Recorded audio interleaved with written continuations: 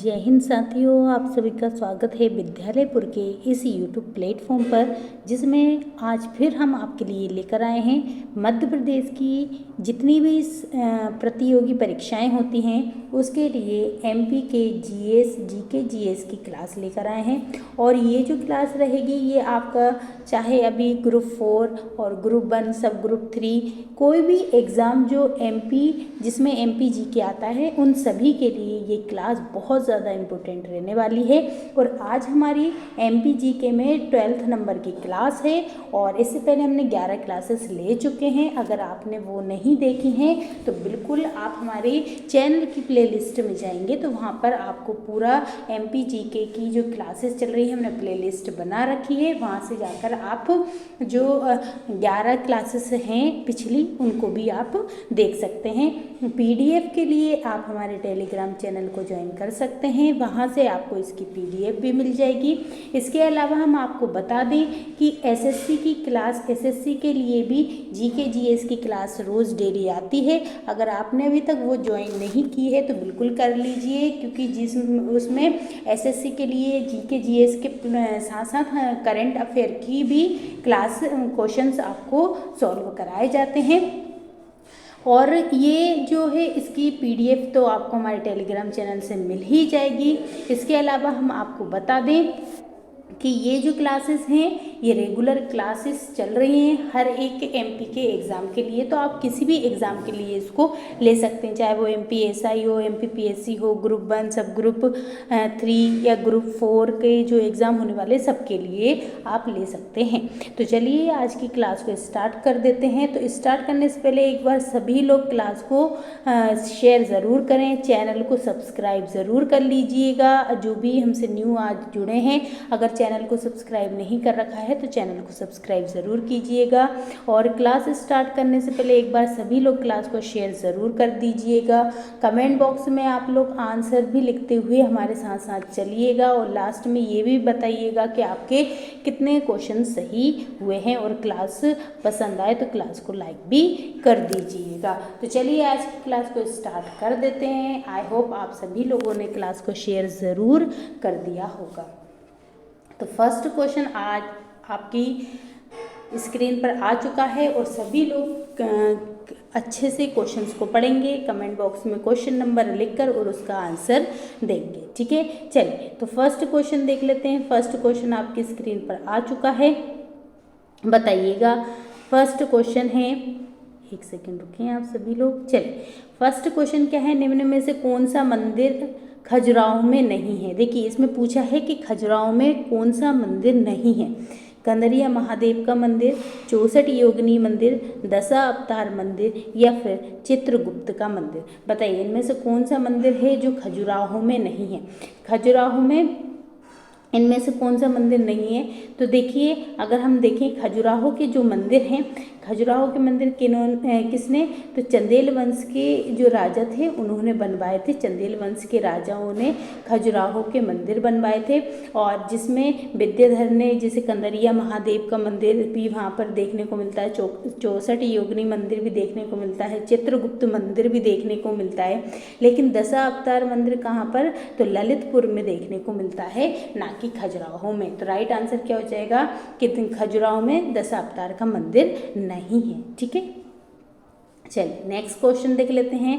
बताइए आला उदल संबंधित हैं, कहाँ से हैं आला उदल संबंधित, चंदेरी से हैं, विदिशा से हैं, महोबा से हैं या फिर पन्ना से हैं। बताइए आला उदल जो हैं वो किससे संबंधित हैं। तो याद रखें आला उदल जो है महोबा से संबंधित है। कहाँ से संबंधित है, महोबा से संबंधित है। और इनकी जो 52 लड़ाइयाँ हैं उसके लिए बहुत फेमस है, इन्होंने 52 लड़ाइयाँ लड़ी थी। ठीक है, चलिए नेक्स्ट क्वेश्चन देखते हैं। बताइए गुजरी महल किसने बनवाया था।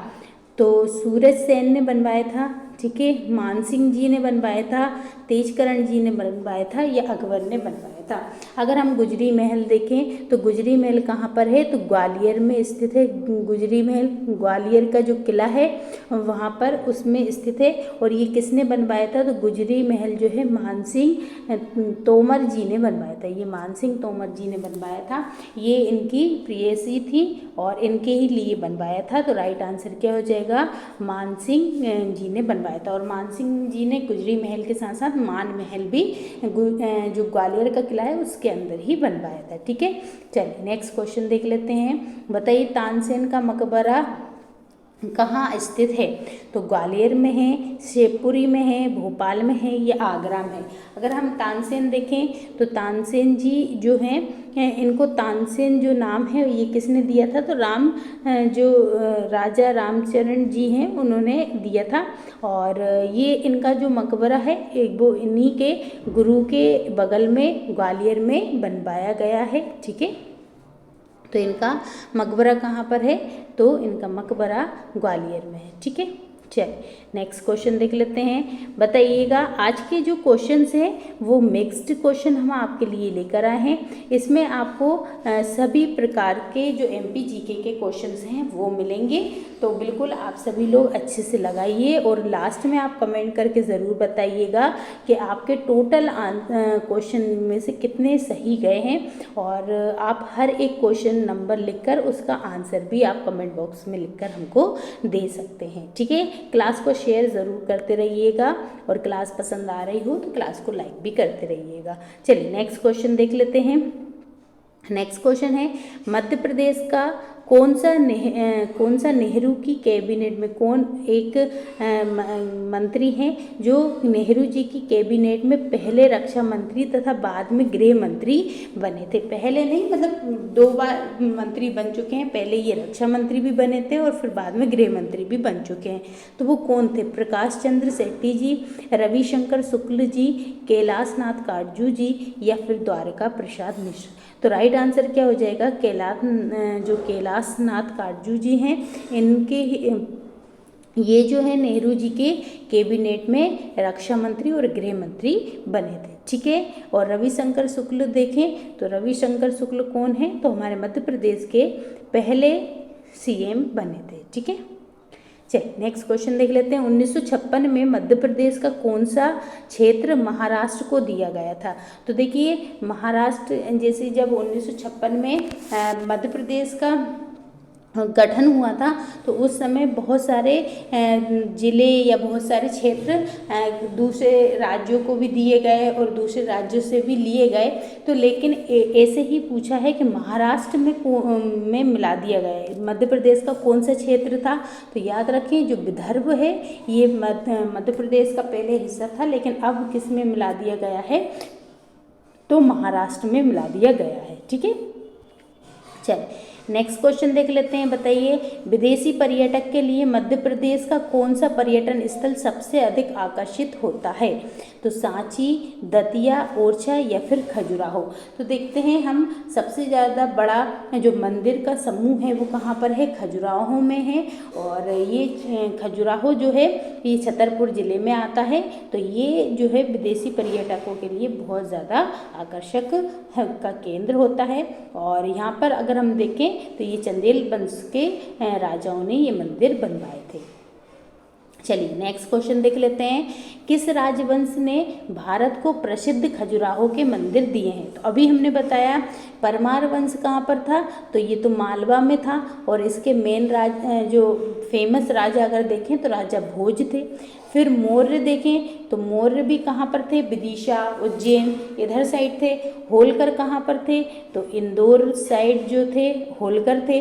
तो ये जो चंदेल थे ये कहाँ पर थे, तो खजुराहो साइड, छतरपुर साइड थे, बुंदेलखंड साइड थे। तो इन्होंने ही खजुराहो के मंदिर बनवाए थे, किसने, चंदेलों ने। चलिए बताइए मध्य प्रदेश की कितनी जनसंख्या गरीबी रेखा से नीचे है, तो अगर मध्य प्रदेश की देखें तो जो 37% जनसंख्या जो है वो क्या है, गरीबी रेखा से नीचे है। ठीक है, ये हिंदी वाले लिखा गए हैं। कोई दिक्कत नहीं। चलिए नेक्स्ट क्वेश्चन देख लेते। बताइए भूवैज्ञानिक दृष्टि से मध्य प्रदेश भाग है। देखिए अगर भूवैज्ञानिक दृष्टि से देखें तो मध्य प्रदेश विंध्यन सेल का भाग है, गोंडवाना लैंड का भाग है, दक्कन ट्रेप का भाग है, या इनमें से कोई नहीं। तो अगर भूवैज्ञानिक दृष्टि से देखें तो मध्य प्रदेश किसका भाग है, तो गोंडवाना लैंड का भाग है। ठीक है, चलिए नेक्स्ट क्वेश्चन देख लेते हैं। बताइए नर्मदा नदी मध्य प्रदेश में कुल कितनी लंबाई है मध्य प्रदेश की। मध्य प्रदेश में अगर टोटल अगर नर्मदा नदी की कुल लंबाई देखें तो कुल लंबाई कितनी है, 13-12 किलोमीटर है। लेकिन वो पूछ रहे हैं मध्य प्रदेश में कितनी है, तो मध्य प्रदेश में 1077 किलोमीटर मध्य प्रदेश में बहती है। और ये कहाँ से, तो ये अगर हम देखते हैं कि ये अनूपपुर अमरकंटक की पहाड़ियों से निकलती है और पूर्व से पश्चिम की ओर बहते हुए ये खंबात की खाड़ी में अरब सागर में जाकर क्या हो जाती है, मिल जाती है और एस्चुरी बनाती है। ये भी आप याद रखिएगा। चलिए नेक्स्ट क्वेश्चन देख लेते हैं। बताइए भारत का सबसे बड़ी आदिवासी जनसंख्या किस राज्य में है। तो अगर देखिए सबसे ज़्यादा जनसंख्या किस राज्य में है, तो मध्य प्रदेश में है। भारत की सबसे ज़्यादा मध्य प्रदेश में है। और मध्य प्रदेश में अगर हम देखें तो भील जनजाति जो है पहले नंबर पे है, मतलब कि सबसे ज़्यादा मध्य प्रदेश में कौन सी जनजाति मिलती है, तो भील, फिर गोंड और अदर ये मिलती है देखने को। ठीक है, चलिए नेक्स्ट क्वेश्चन देख लेते हैं। नेक्स्ट क्वेश्चन है मंडला राजधानी थी। बताइए किन की थी, सिंधियाओं की थी, होलकर की थी, गोंड की थी, या फिर परमार की थी। तो अगर हम देखें तो सिंधियाओं की क्या थी, तो सिंधियाओं की उज्जैन भी रह चुकी है। ठीक है, उज्जैन थी, ग्वालियर थी। ठीक है, ये किन की थी, तो ये सिंधियाओं की थी। वहीं अगर हम होलकर की देखें तो जैसे इंदौर थी इनकी, महेश्वर थी इनकी, ये किन की थी, तो ये इन लोगों की थी, होलकर्स की। परमार की देखें तो वही उज्जैन थी इनकी, परमार की उज्जैन थी, धार थी, है ना, ये इनकी थी। लेकिन जो मंडला है ये किन की थी, तो गोंड की थी। ठीक है, किन की थी, गोंड की थी। जो अवंतिका रानी वगैरह थी, अवंतिका जी, ये सब कहाँ की थी, तो गोंड उस वंश की थी। और ये गोंड वंश मंडला जिले, जो इनकी राजधानी थी वो मंडला थी। ठीक है, चलिए मध्य प्रदेश के किस क्षेत्र में टंगस्टन मिलता है देखने को, तो मध्य प्रदेश में टंगस्टन सिर्फ एक ही जगह मिलता है। तो बताइए ग्वालियर में है, या बुंदेलखंड, होशंगाबाद, या मालवा में है। बताइए कहाँ पर है, तो याद रखें टंगस्टन एक ही जगह मिलता है। कहाँ पर, तो होशंगाबाद में मिलता है। और टंगस्टन का यूज़ कहाँ किया जाता है, तो जो बल्ब होते हैं उनके फिलामेंट बनाने के लिए, है ना, उनका फिलामेंट बनाने के लिए किसका यूज़ किया जाता है, तो टंगस्टन का यूज़ किया जाता है। चलिए नेक्स्ट क्वेश्चन देख लेते हैं। नेक्स्ट क्वेश्चन क्या है, बताइएगा कि कालिदास की किस ग्रंथ में अमरकंटक के सौंदर्य का चित्रण किया गया है। तो कुमार संभवम में किया गया है, या शकुंतलम में किया गया है, मेघदूतम में किया गया है, या जो है ऋतु संहारम, है ना, ऋषि संहारम नहीं, ऋतु संहारम में। तो देखिए अगर हम देखें अमरकंटक का सौंदर्य किस में का चित्रण किस में किया गया है, तो कालिदास की जो मेघदूतम है इसमें किया गया है। ठीक है, कुमार संभवम में जो शंकर जी और पार्वती जी हैं और कार्तिकेय जी, इनकी कहानी बताई गई है। ठीक है, और अभिज्ञान शकुंतलम में अभिज्ञान और शकुंतला की कहानी बताई गई है। ऋतु संहारम में मौसम के बारे में बताया गया है। और मेघदूतम में जो है अमरकंटक के सौंदर्य का चित्रण किया गया है। चलिए बताइए विदिशा किस नदी के तट पर स्थित है, तो बेतवा, शिप्रा, नर्मदा, या चंबल। तो अगर हम देखें तो विदिशा किस नदी के तट पर है, तो विदिशा बेतवा नदी के तट पर है। किस पे, बेतवा नदी के तट पर है। अगर शिप्रा देखें तो शिप्रा के निकट कौन है, तो शिप्रा जो है उज्जैन जो है शिप्रा नदी के तट पर है। नर्मदा नदी के तट पर तो बहुत सारे हैं, जैसे जबलपुर है, ठीक है, नर्मदापुरम है, ये बहुत सारे आ जाएंगे इसमें। चंबल में भी देखें तो चंबल जो है मुरैना, भिंड और श्योपुर, ये सब शिवपुरी, ये सब आ जाएंगे, है ना। चलिए नेक्स्ट देख लेते हैं। बताइए डायनासोर जीवाश्म राष्ट्रीय पार्क जो है इसकी स्थापना किस जिले में की गई है?